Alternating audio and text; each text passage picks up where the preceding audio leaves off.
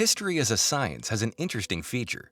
Looking at any, even the most terrible events of our time, a person who knows history will not see anything new in them. He will only see events that have been repeated more than once in the past. It would seem that humanity should have worked on the mistakes, but time goes by and we return to the same things: crises and wars. The events in Ukraine cannot leave anyone indifferent, but we do not plan to dive into the politics and economics of current events.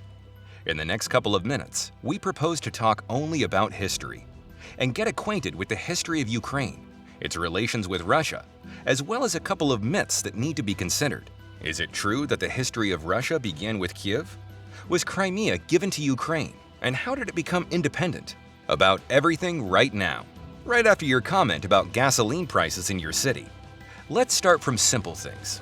Is it true that the history of Ukraine has thousands of years? In short, yes.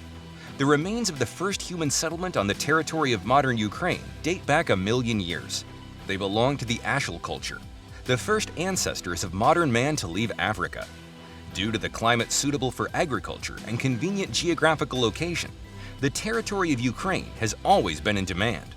The country is a natural gateway from Asia to Europe, and so it was never boring there. In the 5th through 3rd millennium BC, people of the Tripilia culture were engaged in agriculture here. A little later, in the 7th through 5th centuries BC, the northern coast of the Black Sea was chosen by the Greeks. In particular, they liked the Crimean Peninsula, where several colonies were founded at once. For example, modern Sevastopol is located on the site of the Greek settlement of Chersonesus. In total, there were several dozen of such colonies, and they were mainly engaged in the export of grain and bread to Greece. In the rest of the territory of modern Ukraine in those days, the struggle of nomadic tribes was unfolding. The Scythians, an Iranian-speaking people from Central Asia, created the first state in the region at the same time as the Greeks. Later, they were supplanted by other Iranian nomads, the Sarmatians. The Slavs at this stage were scattered and lagged behind the Greeks in development. Then, the Greeks themselves were subjugated by the Romans, and their colonies entered the Republic and then the Empire. At the same time, in the northern part of modern Ukraine, conflicts continued between the leaders of the tribes. They were put to an end by the Goths, having created the second state in Ukraine in the 3rd century AD. It did not last long, because Attila and the Hun tribes invaded the whole of Europe. And then and there, for the first time, the Slavic population of Ukraine entered the world stage in an adult way. Slavic tribes collaborated with the Huns, and after their defeat by Rome, they created several dozen microstates. Most of them, during the first millennium of our era, fell into dependence first on the Avars and then on the Turks. But still, the process of creating the first Slavic state was irreversible. They became Kiev and Rus. And here, we step on the soil of the first myth. Even the US Embassy's Twitter account is wrong about this. Indeed, historically, to say that it was from Kiev, and therefore from Ukraine, where the history of Russia began, is not entirely true. Firstly, the first capitals of Russia were Ladoga and Novgorod. In those days, Novgorod was the most politically active. Its rulers were in contact with Constantinople and called on the Vikings to help run the state. They in fact conquered Kiev in 862, and in 882, another Novgorod prince, Oleg, again conquered Kiev, proclaiming it the capital of the Russian state. And that is, Kiev really became the center of ancient Russia. But nevertheless, the Viking princes from Novgorod were the one who made it such. It was they who conquered and united the scattered Slavic tribes into one state. And Kiev itself at the time of the conquest, even on the territory of Ukraine, was not the largest city. As a result, in the year 1000, the emergence of a large Russia was already outlined on the world map. And in the southern territory of modern Ukraine, the Turkic tribes of Pechenegs dominated. The Greek colonies, by the way, were still standing, and somehow managed by the Byzantine Empire. Basically, the Kiev princes were engaged in the fight against Asian nomads. Polovtsi, Pechenegs, and Khazars caused too many problems. The same time, as in all of Europe, the Middle Ages brought feudalism to Russia, and the United States broke up into several principalities. Moreover, the northern ones were in a better position. After all, the streams of refugees flocked there, tired of the raids of Asian nomads. It even came to several civil wars, and during one of them in 1169, the northern prince Mstislav conquered and plundered Kiev. There was no talk of a united Kievan Rus, and when the Mongols came, things got even worse. Genghis Khan did not reach the territories of Russia and Ukraine, but this was done by his grandson Batu.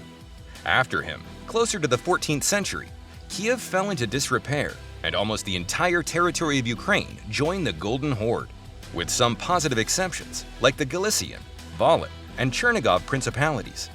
These were also technically Ukrainian states, and some of them were hanging up well, but most of them suffered from civil wars and the Mongols. And by the middle of the 14th century, the territories of Ukraine were under the control of three external forces: Golden Horde, Lithuania, and Poland. The Crimean Peninsula, after the fall of the Mongols, went into the sphere of influence of the Ottoman Empire, and the Poles and the Grand Duchy of Lithuania fought for the rest of the lands. You can often find the words that from that time and right up to the 20th century, the state of Ukraine did not exist, while Russia was slowly gaining strength by collecting more and more land. Technically, this is correct, but in reality, it's not quite like that.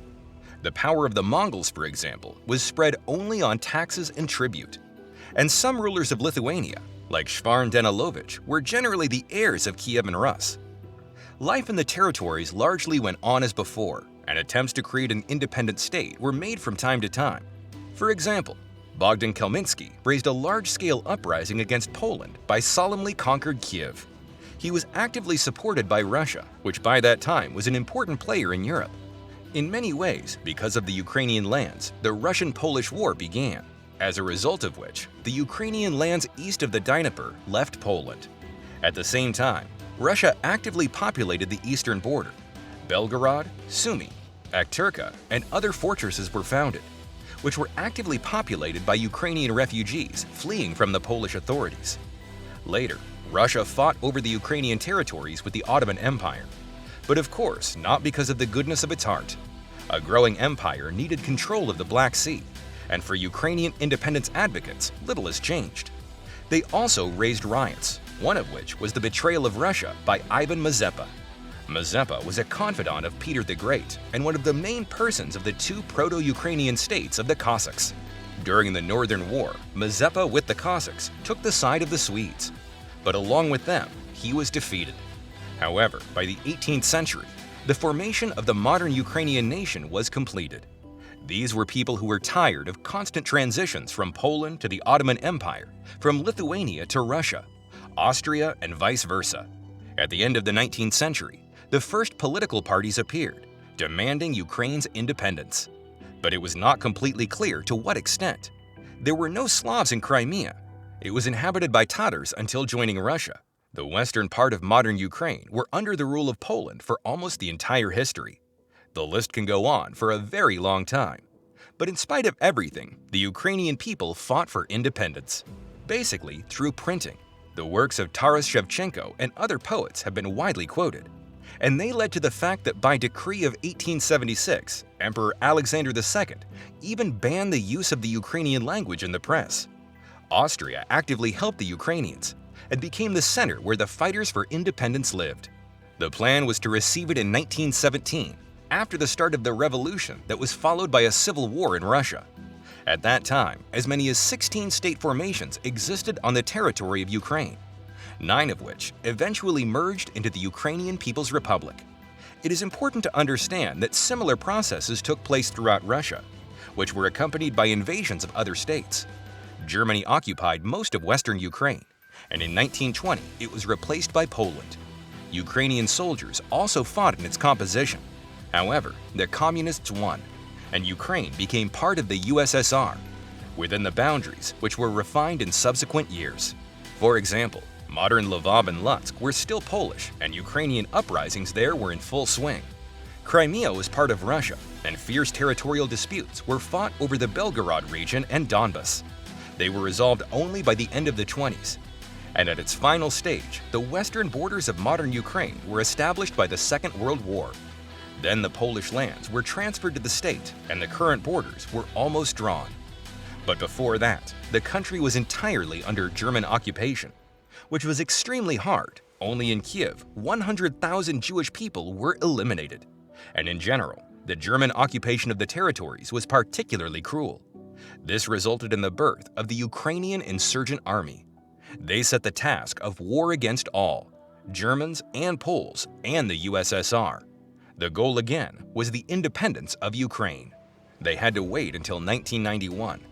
At that process, Ukraine received Crimea and Transcarpathia from the USSR. The history of the country after the collapse of the USSR is a topic for a separate video. In the meantime, we have introduced you to the main events in the history of Ukraine. They, we hope, show you both the roots and origins of the current problems. They were also noted by Joe Biden, who in a 1997 interview predicted current events. But this is politics, and politics is not our business. Our business is history, and if you liked it, we'll be glad for your upvote to the video and subscription to the channel. Until we meet again, friends.